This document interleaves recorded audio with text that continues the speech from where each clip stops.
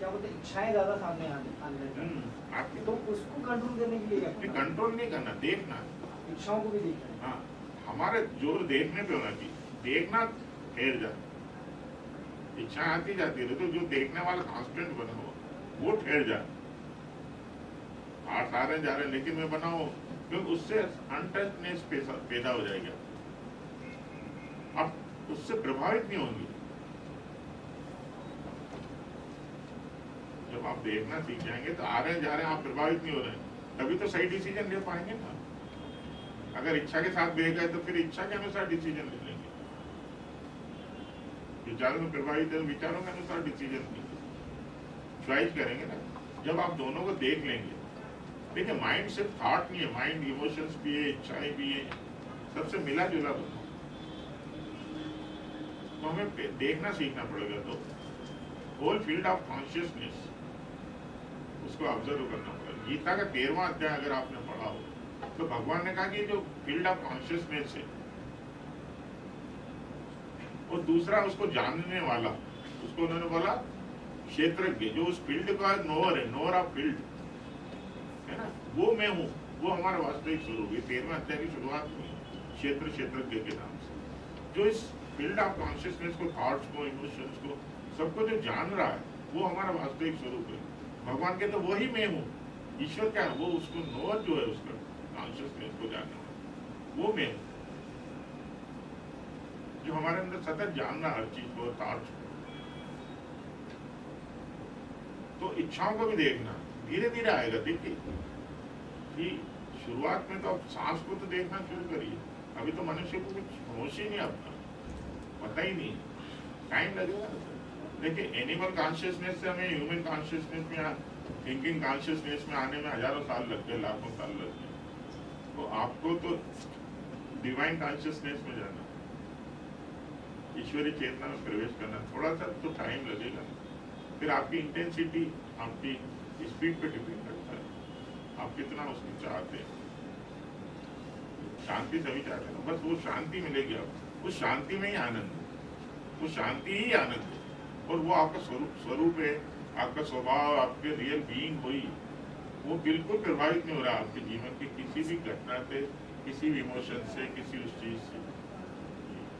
आप बैठे, जो थॉट्स आ रहे हैं आपके अंदर, उनका साक्षी बने रहे। साक्षी समझ, उदासीन, बिल्कुल उदासीन अवतासीन, उनके उदासीन होकर उनको देखें, कोई लेना देना नहीं। आप छत पे खड़े हो जाए यहाँ, और लोग सड़कों पे लोग जा रहे हैं, वो दिख रहे हैं, लेकिन उनसे हम रिलेट मत करिए अपने आप को, समझ रहे हैं ना। तो विचारों को देखना शुरू करिए।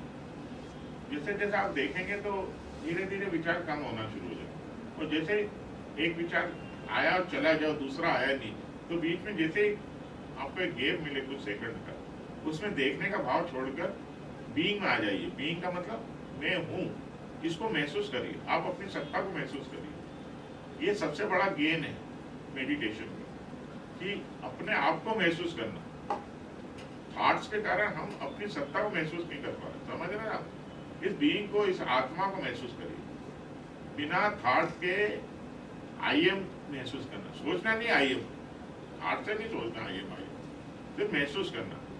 महसूस करने में सबसे बड़ी बात है थॉट है। अब जैसे ये गुलदस्ता है ना, है तो सही, लेकिन ये महसूस नहीं कर रहा है मैं हूँ। एक डॉग भी महसूस नहीं कर रहा, एक आम आदमी भी महसूस नहीं कर रहा। लेकिन जब आप निर्विचार हो जाते हैं, थॉटलेस हो जाते हैं, लेकिन अवेयर रहते हैं, तब आप महसूस कर सकते हैं आई एम। ये जो आई एम का अनुभव है, ये ग्रेटेस्ट अचीवमेंट है ये आध्यात्मिक जगत का। यहाँ से ईश्वर शुरू होता है, गॉडली कॉन्शियसनेस का काम शुरू हो जाता है। निर्विचार होकर अपने को अनुभव करना। पहले विचारों को ऑब्जर्व करें, विचारों के साक्षी चेतना यानी विटनेसिंग एटीट्यूड इनएविटेबल है आध्यात्मिक यात्रा में। इनएविटेबल समझ, अनअवॉइडेबल। जब तक आप अपने विचार और इमोशंस को नहीं देखना शुरू करेंगे, तब तक आप माइंड से सेपरेट नहीं हो पाएंगे। अभी आप मिस्टेक क्या कर रहे हैं, आप सांस को देखने के बाद विचारों में चले जाते हैं। इस विचारों से ही तो मुक्त होना हमें। Freedom from the known, freedom from the thought, freedom from the mind, freedom from ego. देखो माइंड ईगो सब एक ही चीज है। दो दो अलग अलग नहीं, एक ही चीज के अलग अलग नाम।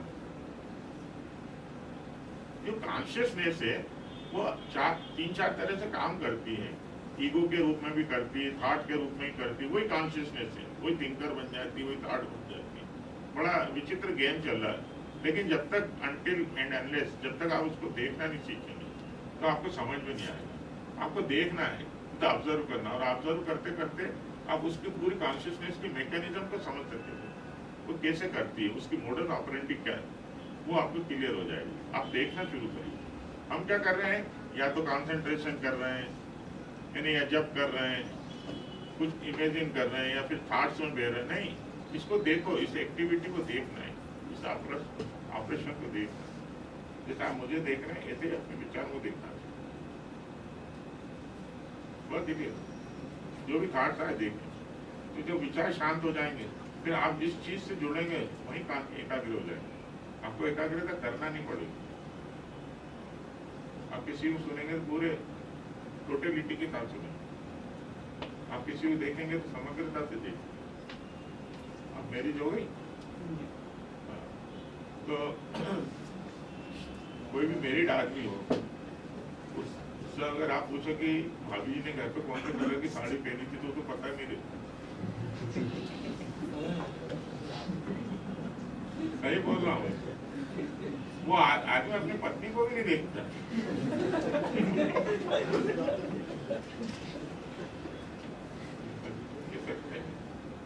तो जब आपके विचार शांत हो जाएंगे, आप प्रेजेंट में आ जाएंगे, वर्तमान में, तो हर चीज को देखेंगे। आपको देखना होगा किसने क्या पहना, सब दिखेगा आपको, कुछ नहीं करना।